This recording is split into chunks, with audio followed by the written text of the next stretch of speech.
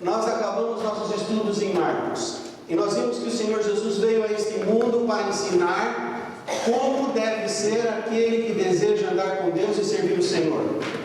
Ele mesmo disse de si: eu vim não para fazer a minha vontade, mas a vontade do Pai que me enviou. Eu não vim para ser servido, mas para servir e dar a minha vida em resgate de muitos. Em suma, o Senhor Jesus Cristo veio a mostrar ao povo de Israel naqueles dias e ao mundo todo, nos dias de hoje e até que Ele volte, que o que Deus está interessado não é em religiosidade. Deus está interessado em relacionamento.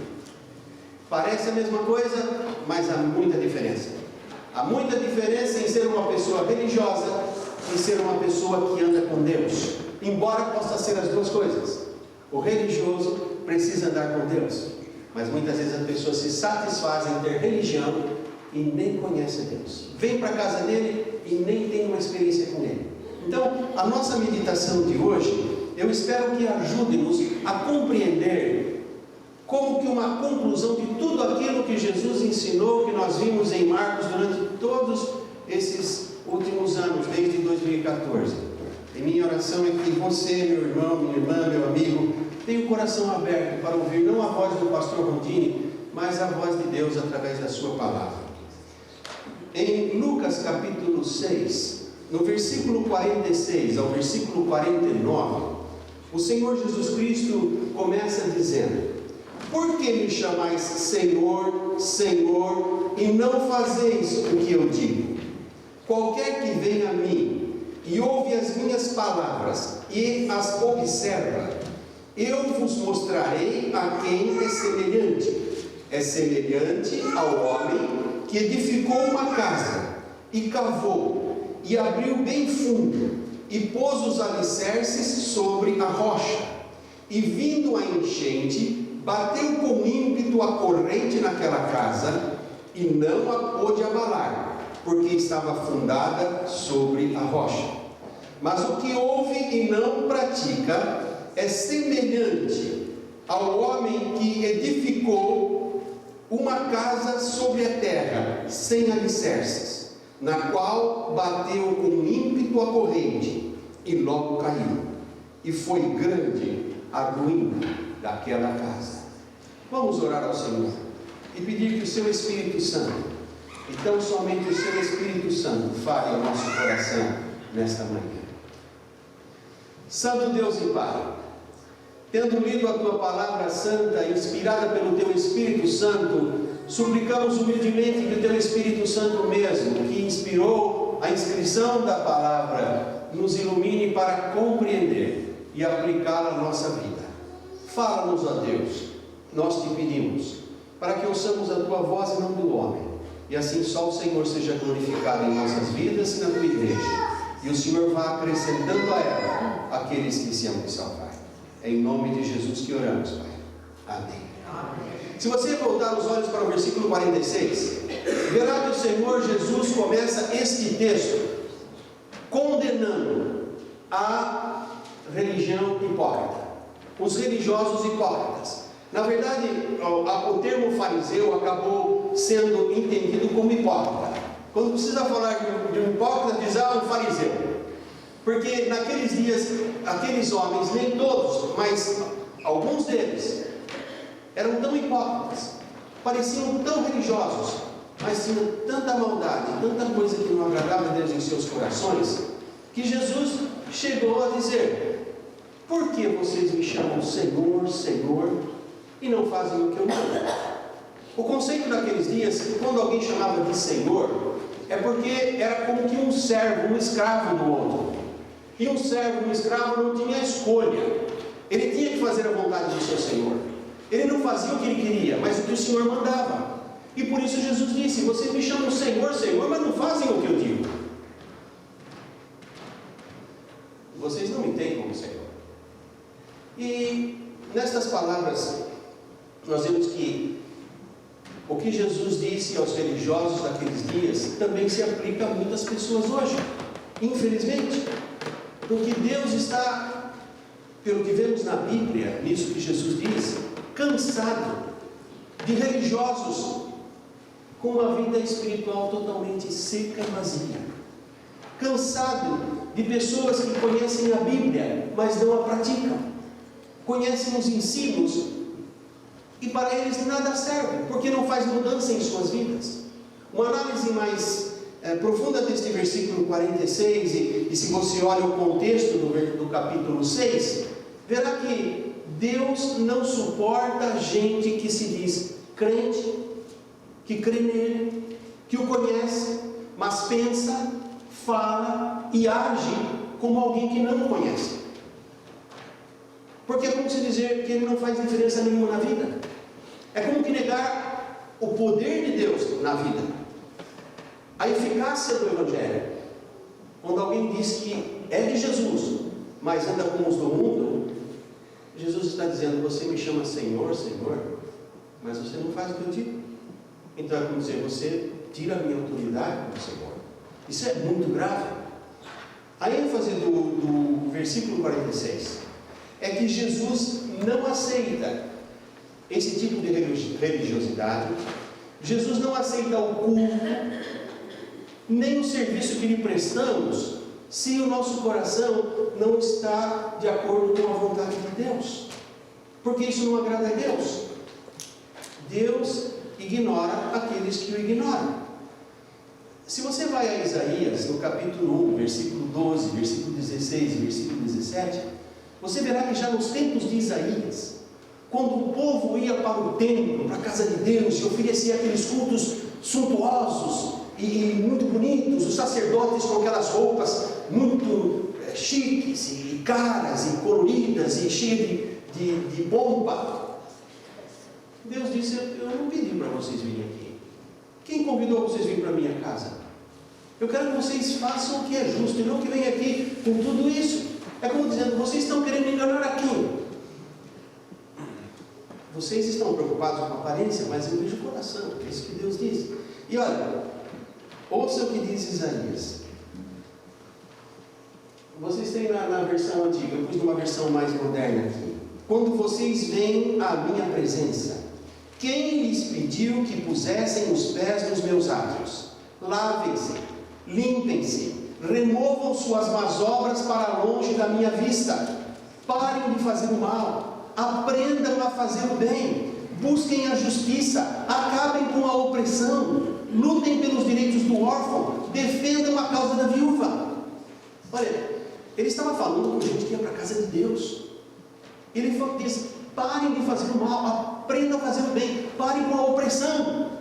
E se você conhece os evangelhos, especialmente estudamos Marcos, muitas vezes os religiosos oprimiam o povo que estava debaixo do seu cuidado. Ao invés de servir o povo, eles tratavam o povo como ignorantes, e faziam o que eles queriam, e faziam o povo fazer o que eles queriam, quando eles deveriam estar ali para servir a Deus e fazer o que o povo precisava. Então, o Senhor Jesus estava dizendo: vocês têm uma religião muito bonita, mas vocês não fazem o que eu gosto, vocês não fazem o que eu mando. E isso é sério, porque tudo que está na Bíblia é para a nossa reflexão. Nós precisamos pensar: como eu, pastor, estou fazendo as coisas? Como eu, mais de 40 anos de pastor, sei fazer e digo: sempre fiz assim, assim vou continuar fazendo? Ou estou pronto a aprender com Deus coisa nova a cada dia? Porque as misericórdias do Senhor se renovam a cada manhã. O conhecimento do Senhor não tem limite. E tudo que sabemos não é nada perto do que Deus tem para nós. E o irmão precisa fazer isso também. Eu já conheço a Bíblia. Eu lembro de uma vez eu estava pregando num texto e o irmão falou assim: quando o pastor abriu naquele texto, eu já sabia tudo que o pastor ia falar, porque eu já conheço aquele texto. Que coisa, eu mesmo muitas vezes leio o texto e eu não sei o que Deus vai me falar. Mas às vezes a pessoa pensa que sabe. E quando pensa que sabe, fecha os ouvidos para qualquer coisa nova que Deus vai falar. Por isso nós precisamos examinar a Bíblia, examinar nossa vida e ver que nós não sabemos nada. Um grande filósofo grego disse: uma coisa sei, que nada sei. Porque quanto mais você sabe, você vê que sabe pouco, precisa mais saber. Foi então que, preocupado que entendessem a futilidade de viver uma vida adulta, sendo ouvintes dos seus ensinos, mas não praticantes, que Jesus contou essa ilustração que nós lemos aqui, essa ilustração da construção de uma casa, para nos fazer entender que há duas formas de agirmos em termos de vida e de religião. Uma forma é fazer aquilo que queremos e que nos agrada, sem preocupar com que seja o bem de todos, sem preocupar com que seja a vontade de Deus. E outra coisa é fazer aquilo que agrada a Deus, porque se fazemos o que agrada a Deus, certamente vai ser bênção para todos. Então Jesus estava mostrando, há duas formas de fazer: você faz como você quer, ou você faz como eu quero. E aí ele mostra os dois resultados. E uma coisa simples é através dessa ilustração, essa ilustração que Jesus conta sobre a edificação de uma casa.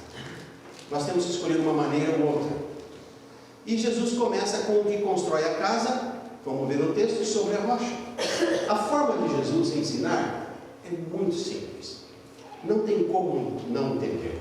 Jesus fala das coisas do céu numa linguagem que até crianças entendem. Então nós adultos não temos desculpa para dizer não entendi. Ou entrou por um ouvido e saiu pelo outro, porque não entrou. Porque se entrar alguma coisa enrosca e fica. Mas se a gente deixa passar é porque não devemos ouvir a palavra de Deus. A rocha representa a palavra de Deus, os ensinos do Senhor Jesus. Quem edifica sobre a rocha é aquele que ouve e pratica aquilo que aprende. Não sai, como diz lá em Tiago, que nós estudamos, como o ouvinte que vê o seu rosto no espelho e depois vai embora e se esquece de tal qual era. Isto é, vê o que a Bíblia diz e depois, se não põe em prática, acaba esquecendo. O que se alegra na palavra de Deus tem uma paz no coração. Pode passar por lutas, mas está numa base sólida, está bem firmado, pois reflete a presença de Cristo na vida. Portanto, é claro que só temos a aprovação de Deus no que fazemos, no que pensamos, como agimos, como falamos, se vivemos a sua palavra, se obedecemos os seus ensinos. Isso Jesus estabelece ao dizer no versículo 47, a primeira parte: todo aquele que vem a mim e ouve as minhas palavras e as pratica. Então está falando, vem a mim, ouve as minhas palavras e pratica. Depois Jesus vai dizer, aqui se assemelha. Isso é algo diferente daquele religioso que cumpre os ritos da religião, conhece a Bíblia, conhece os cânticos, sabe como se proceder dentro da igreja, mas não mostra obediência aos seus ensinos na vida diária, no trabalho, na vida com a família, no relacionamento com os irmãos da igreja. O que a Bíblia é um livro de relacionamento. Ela nos ensina o relacionamento com Deus, como deve ser, e o relacionamento com o próximo, como deve ser. E faz até uma coisa interessante. É na vertical ou na horizontal? Não tem outra coisa. Deus nos ensina que se nós não amarmos o próximo a quem vemos, não amamos a Deus a quem não vemos. Então as duas coisas estão intimamente ligadas. Por isso, sempre que nós olhamos para os ensinos de Jesus, nós vemos que Ele está sempre preocupado de como nós vamos proceder no nosso viver diário. E aqui esse texto qualifica bem, porque mostra que diante de Deus não basta ouvir a palavra e gostar da palavra e chegar à porta e dizer, pastor, que sermão bonito. O pastor gosta quando fala, porque o pastor se sente motivado a se preparar melhor, fazer melhor. Ele sabe que vem de Deus, não é dele. Mas quando a pessoa reconhece, encoraja. Só que só encorajar não adianta. A palavra é para que a pessoa viva, para que o pastor viva, para que o irmão viva, para que todos nós vivamos. Não adianta ouvir e não praticá-la. Nós precisamos mostrar pela nossa vida que a palavra de Deus está fazendo diferença em nós, está mudando a nossa vida. Quando Jesus orou ao Pai, em João 17:17, ele clamou ao Pai: Pai, santifica-os, nós, a igreja, na tua palavra, na Bíblia. A tua palavra é a verdade. Então você não tem como ser santo, santa, ser agradável a Deus, se não for pela palavra, pelo manual do bem viver, do fabricante. Ele diz como funciona. Nós não temos como viver uma vida feliz e abençoada e ser bem-sucedidos se não funcionarmos como Deus planejou, o nosso Criador. Muita gente passa por essa vida, entra e sai dela, sem saber por que entrou e por que saiu. Passa pela vida sem saber qual era a vontade de Deus, o plano de Deus para a sua vida. Pode ter grandes planos, mas os planos de Deus são muito maiores. Como eu disse alguns domingos atrás, Deus conhece todos os nossos dias, desde quando estamos ainda informe no ventre da nossa mãe. Então, se Ele conhece todos os meus dias, todos os seus dias, quem é melhor para cuidar da minha vida? Eu ou Ele? Ele. Eu não conheço amanhã, eu não sei o próximo minuto, Ele sabe tudo. Porque eu sou tolo de viver a vida como eu acho, como eu quero, fazendo a minha vontade imperfeita. A Bíblia diz que o coração do homem é enganoso, mais enganoso do que todas as coisas. Às vezes a gente pensando que é assim e não é. Então é importante conhecer a vontade de Deus e permitir que Deus vá transformando a nossa vida. Porque se nós não permitirmos, as pessoas vão olhar para nós e falar assim: não faz diferença. Que diferença faz? Se o Evangelho não faz diferença na vida dessa pessoa, que diferença faz se eu continuo como estou ou se eu sigo o Evangelho? Não está mudando nem ele que conhece, nem ela que conhece. Então, não vai fazer nada para mim. Agora, se nós deixamos Deus trabalhar, e a Bíblia diz: Deus opera em vós tanto o querer como o efetuar segundo a sua boa vontade. E Deus começa a manifestar o poder dele, apesar de nós. Por que apesar de nós? Porque nós somos muitas vezes impedimentos para a graça de Deus.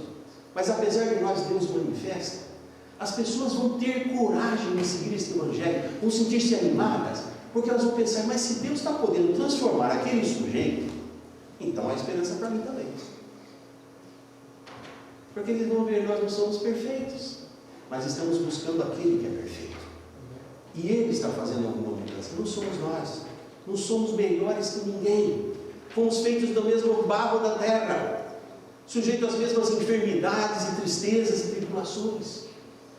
Melhor é Deus que está em nós, e quando Deus está neles, Deus pode fazer maravilhas também. É o que Jesus diz no versículo 47 e 48: qualquer que venha a mim e ouve as minhas palavras e as observa, eu vos mostrarei a quem é semelhante. É semelhante ao homem que edificou uma casa e cavou, e abriu bem fundo, e pôs os alicerces sobre a rocha. E vindo a enchente, bateu com ímpeto a corrente naquela casa, e não pôde abalar, porque estava fundada sobre a rocha.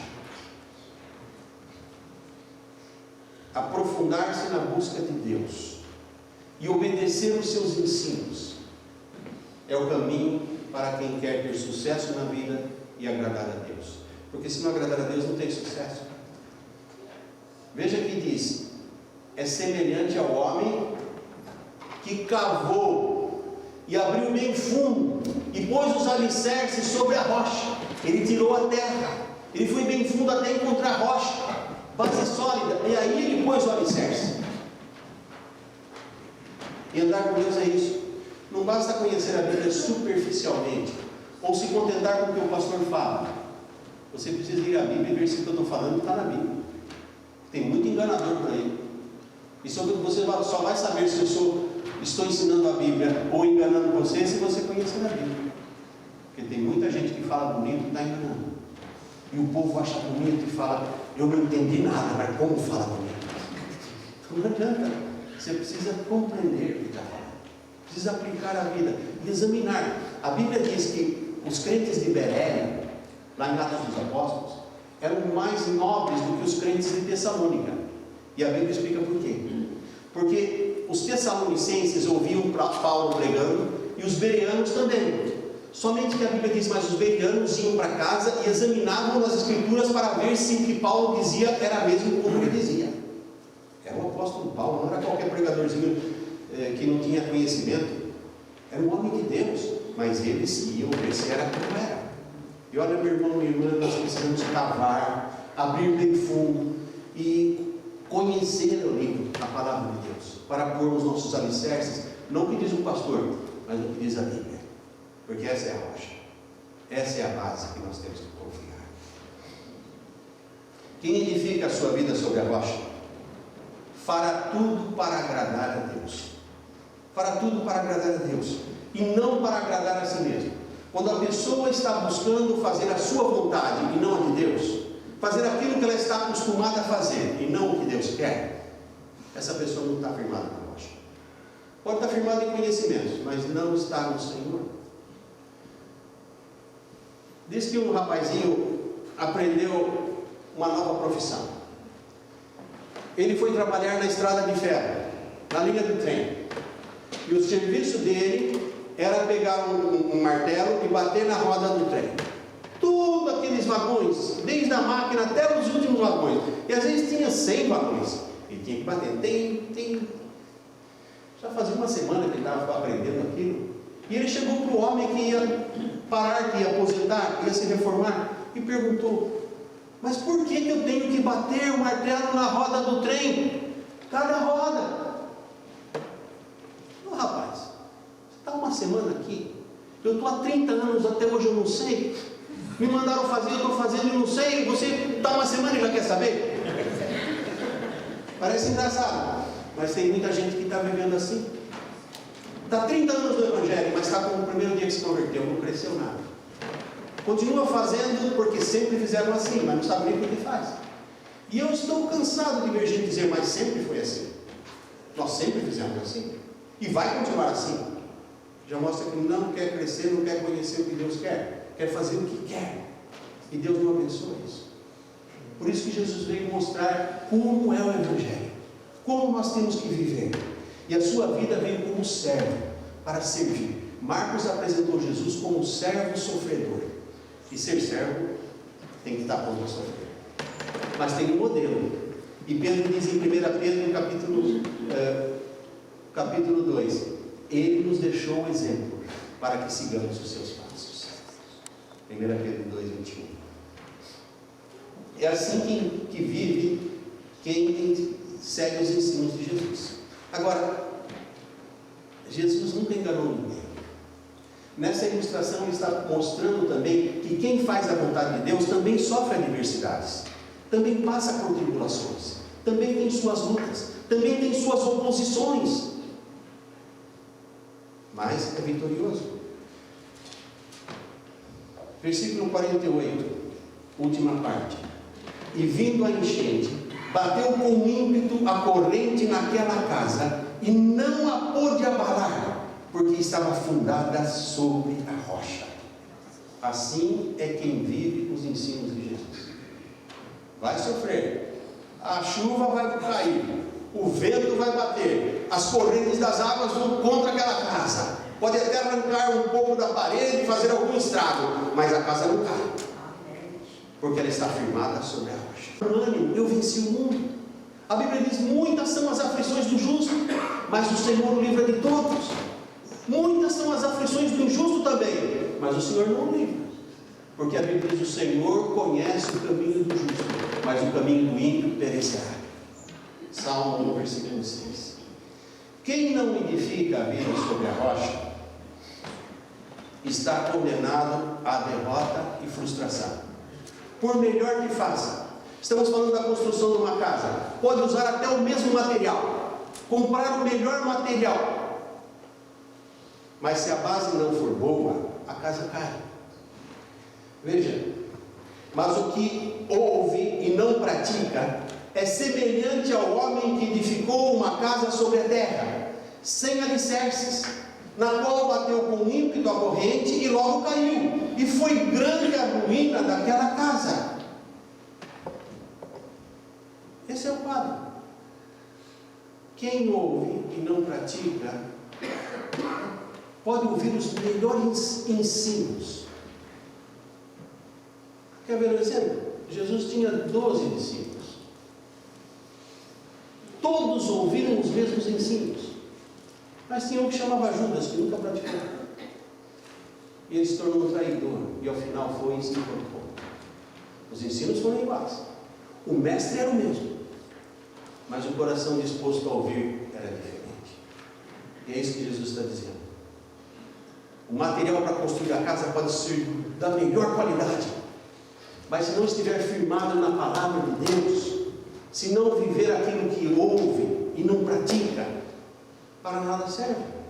Tiago fala que engana-se a si mesmo, sendo ouvinte e não praticante. Aliás, estamos estudando Tiago de quarta-feira.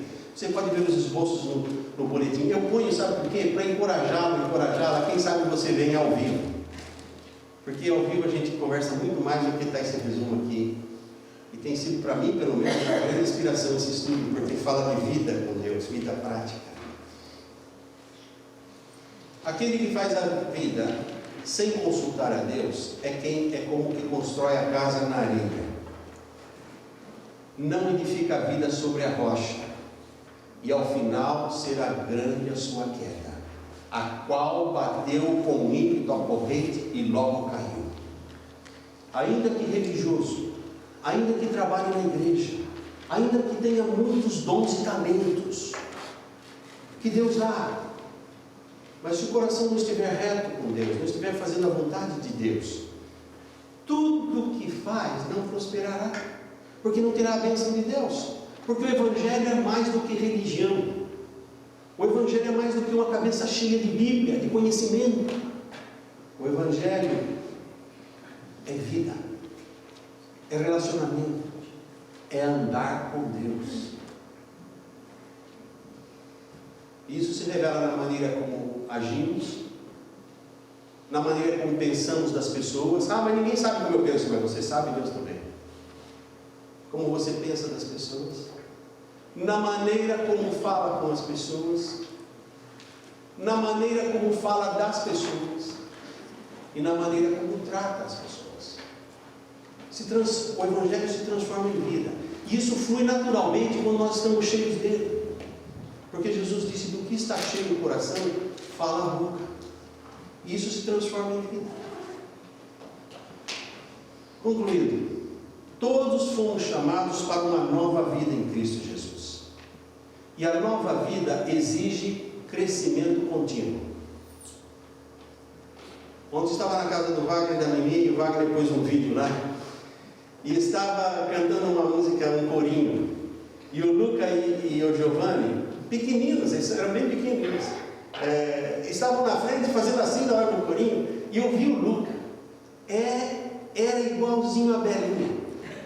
Era igualzinho a Belinha. Ele foi na cadeira da Belinha e falou: a minha cara é igual à sua. Ele não entendeu nada, mas ele viu que era igual. Já mudou muito. Por quê? Porque a vida exige crescimento. Você vê a criancinha hoje, daqui a pouco você vê ela maior. Eu vejo a Mimi e lembro de quando eu vejo a Belinha. A Mimi Noemi sabe melhor que eu, ela é a mãe. Como diz no Brasil, é cara de um, focinho do outro. Igualzinho. A Belinha, a Mimi era igualzinho. Mas ela cresceu. Hoje ela é uma mulher, é mãe, é esposa. Por quê? Porque a nova vida exige crescimento. A criança é tão bonitinha, mas se ela não cresce, você vai ficar preocupado. Você não vai querer que o seu bebê fique bebê pro resto da vida. Deus não quer que o crente seja bebê pro resto da vida também. Deus quer que nós cresçamos, um crescimento contínuo.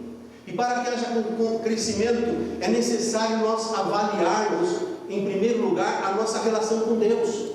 Como está o nosso andar com Deus?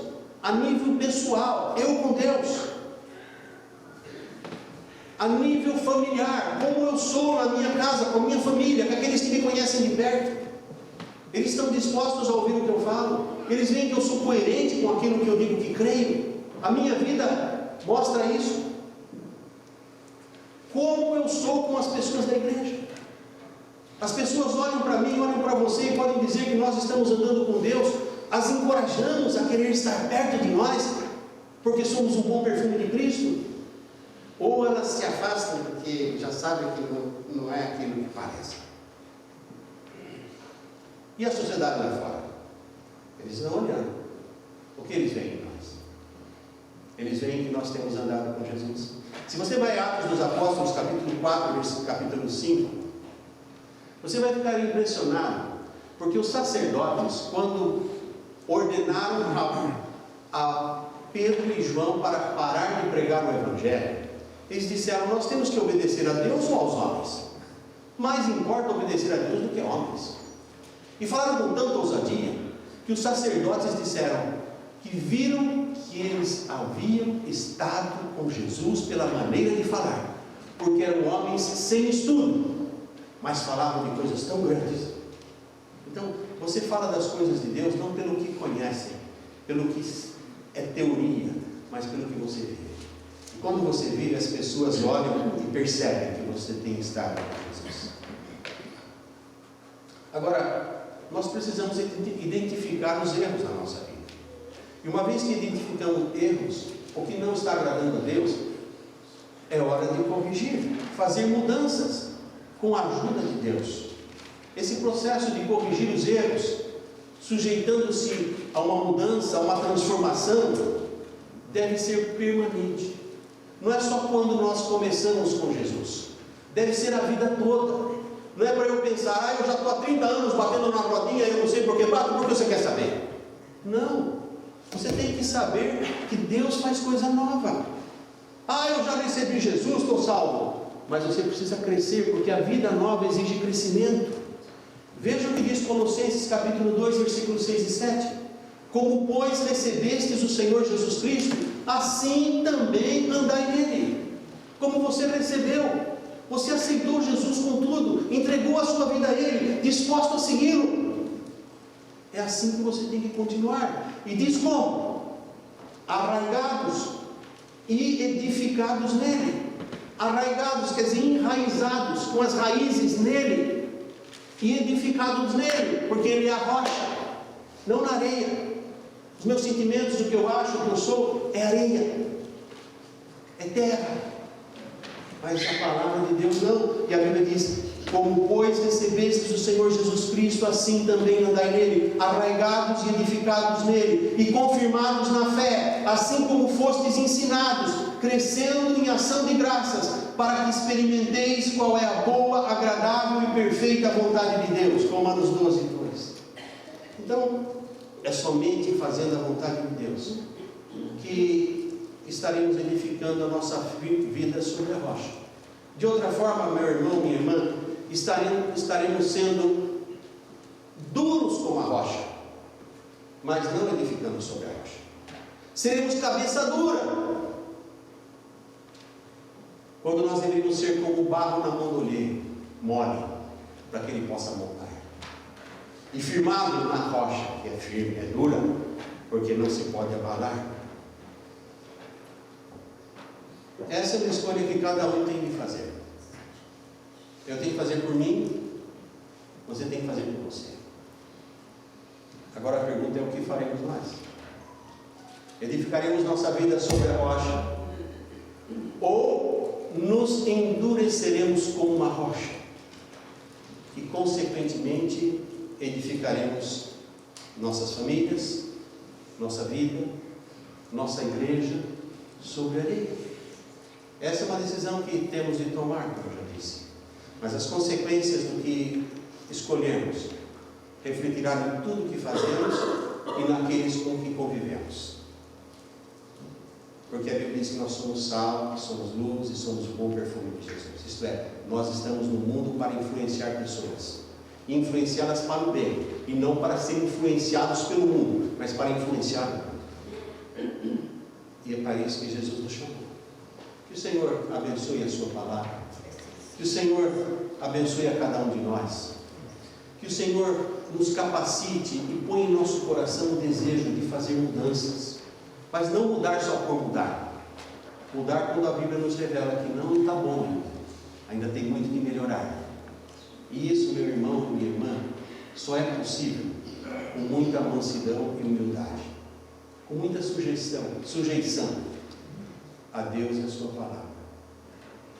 Isso só pode brotar no meu e no seu coração. Eu não posso impor aos irmãos, os irmãos não podem impor a mim, nem Deus impõe. Jesus é tão maravilhoso, que sabe o que ele disse? Ele vem com a sua palavra, ele vem com tudo de bom, mas ele diz em Apocalipse 3:20: eis que eu estou à porta e bato. Se alguém ouvir a minha voz e abrir a porta, entrarei. Com ele cearei, ele comigo. Então ele está dizendo: eu não vou meter o pé na porta, eu não vou empurrar a porta, eu não vou entrar à força, eu estou à porta e bato. Se alguém ouvir, porque tem muita gente que faz de morro, faz de surdo, não ouve, mas se alguém não ouvir e abre a porta, eu entro. Vê como é manso e doce o nosso Jesus, ainda que todo poderoso e rei do universo, ele nos trata assim, e cabe a nós sermos assim com ele também. Pai querido, nós queremos pedir para o Senhor bondoso, o servo sofredor que veio ao mundo, e agora está no teu trono na glória, mas continua nos servindo, porque a Bíblia nos diz que temos diante de Deus um advogado que é Jesus Cristo, o justo. E ele faz expiação não só pelos nossos pecados, mas pelos de todo o mundo. Ele continua intercedendo por nós. E nós queremos pedir a Deus que a obra do Senhor que continua em nós por meio do Espírito Consolador que o Senhor enviou, nos capacite para receber este Evangelho com alegria, mesmo quando Ele mostra que nossa vida precisa mudar.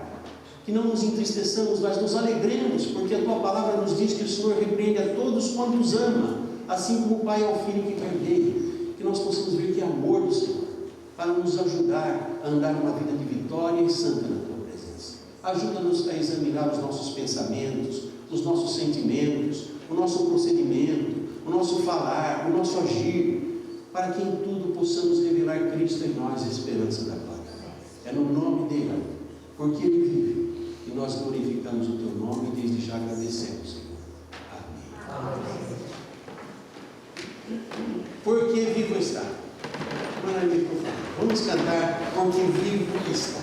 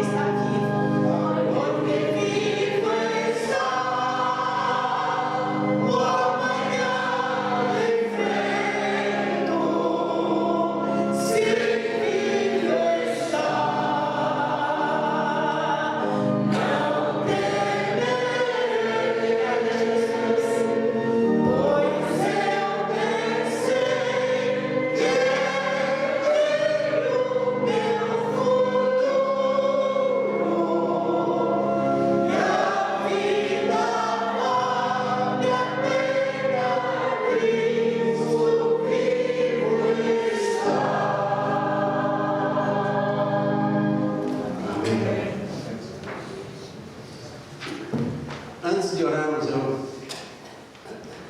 queria agradecer a Deus pela vida do irmão Victor Ataí. Victor foi diácono lá em Stratroy quando eu era pastor, um amigo